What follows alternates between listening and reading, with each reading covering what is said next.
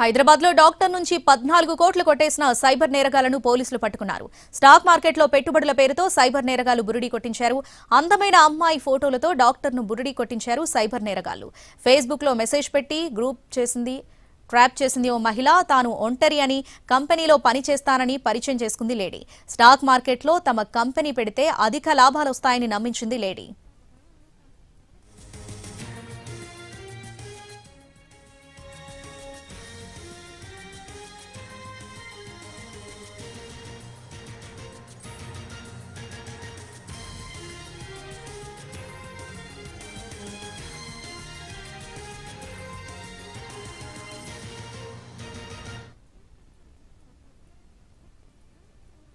ఈ ఘటనకు సంబంధించి మరింత సమాచారం మా ప్రతినిధి రమేష్ వైట్ల అందిస్తారు.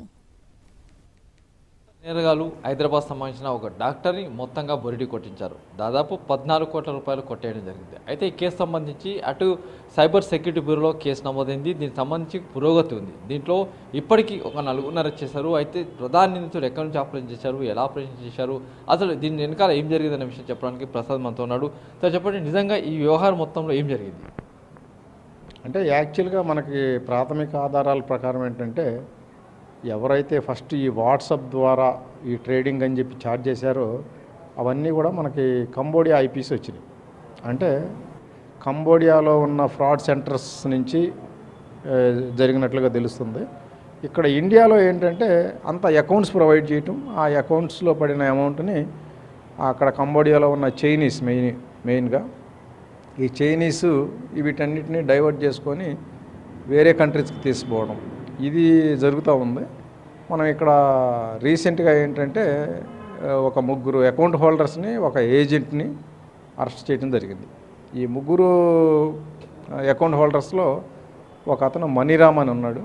ఈ మనీరామ్ ఏంటంటే ఒకసారి బాంబే పోయినప్పుడు అక్కడ కొంతమంది ఫిక్టీషియస్ నేమ్స్తోని ఈయన్ని పరిచయం చేసుకొని, నువ్వు గనక కరెంట్ అకౌంట్స్ ప్రొవైడ్ చేస్తే నీకు కమిషన్ ఇస్తామని చెప్తే, దాని మీద ఈయన తిరిగి వచ్చిన తర్వాత ఈయనకి శివకృష్ణ ఫ్రెండ్, ఈ శివకృష్ణకి చెప్పాడు.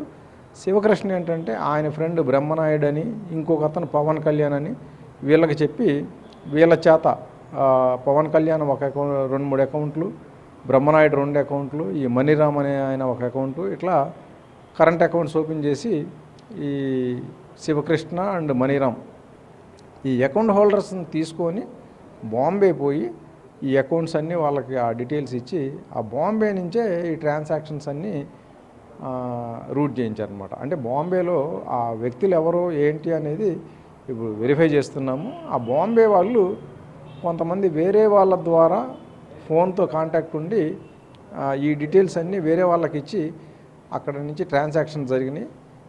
వేరే వ్యక్తులు ఎవరు, ఎక్కడి నుంచి కాంటాక్ట్ అయ్యారు, ఎక్కడి నుంచి అసలు ట్రాన్సాక్షన్ జరిగినాయి అనేది ఇప్పుడు కస్టడీ తీసుకొని ఈ 4 వ్యక్తుల్ని విచారిస్తే కానీ పూర్తి వివరాలు తెలియదు.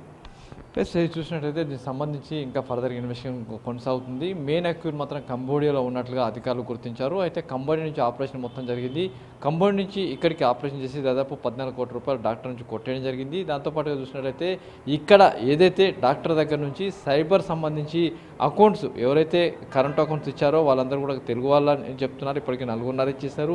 ఇంకా చాలామంది ఉన్నారు. అయితే ఈ అకౌంట్స్ మొత్తంగా వెళ్ళిన డబ్బులు మొత్తాన్ని కూడా వీళ్ళు డైరెక్ట్గా ట్రాన్స్ఫర్ చేసుకోకుండా మల్టిపుల్ అకౌంట్స్ ద్వారా నేరుగా కంబోడియాకు వెళ్తున్నట్టు అధికారులు గుర్తించారు.